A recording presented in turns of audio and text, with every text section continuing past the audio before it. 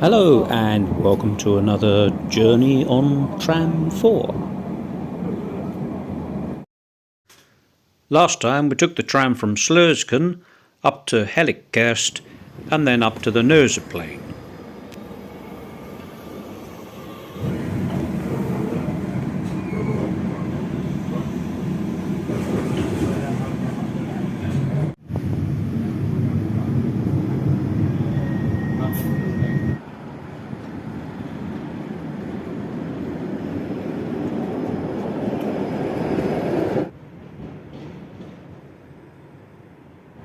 Well, when you get off of tram 4 at Rabot, you will see the two towers here, which is all that's left now of the old medieval wall that used to surround Ghent. This area remained undeveloped until around about 1860. The River Lever was filled in, and the other side of the tram stop, a new area was starting to take shape. Rabot even has its own currency called the Torika, which is named after the two towers. If you carry out community work within the neighbourhood, you will be paid out in Torikas, and you can exchange these in local shops for bread, fruit or vegetables. The area became heavily industrialised. This campus of Leuven University stands on the site of an old textile factory. And there's still reminders of the old industry that was here in the Rabot.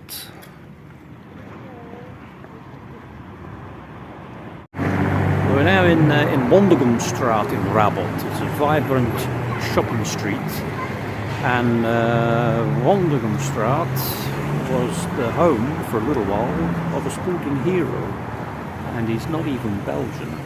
So we're going to take a look.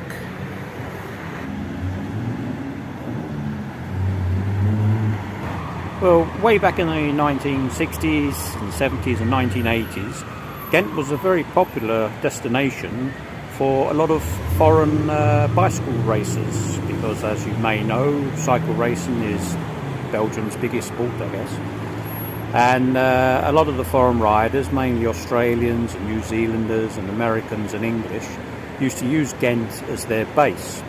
And there was an Australian rider who used to live in an apartment on that in that building behind me on the corner, which used to be a sports shop back in the 70s and 80s. He lived there with his English wife, and in 1980 together they had a baby boy, and his name was Bradley Wiggins. Now, Bradley Wiggins, as you may or may not know, is one of the most successful Olympians of all time, and he was born here in Ghent, in Rabot.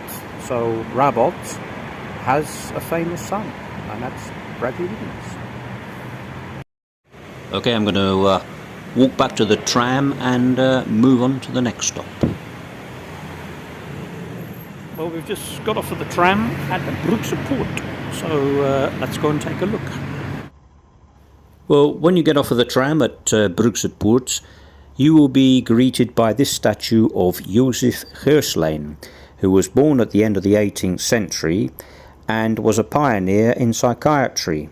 In 1885 he was appointed as professor in physiology at Ghent University, and there is a psychiatric hospital in Ghent that is named after him. Just like the Sleepstraat in our last video, the Brugsepoort is home to Ghent's Turkish, Bulgarian and Moroccan community.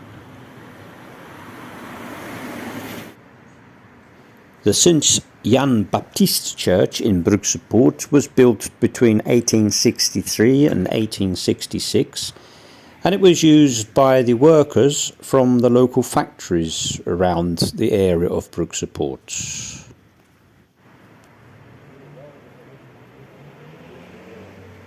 Many years ago, if you entered Ghent from Bruges, you would have come into Brugsepoort, and that's from where the name came from. Brugsepoort was created by the expansion of industry during the 19th century. and many of the workers from the factories settled here.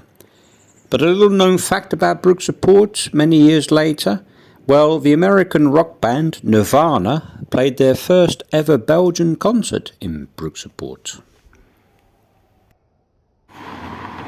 Well, we're now on a street called Bargekai, which means barge key, because here was where all the barges used to arrive and leave to go to Bruges.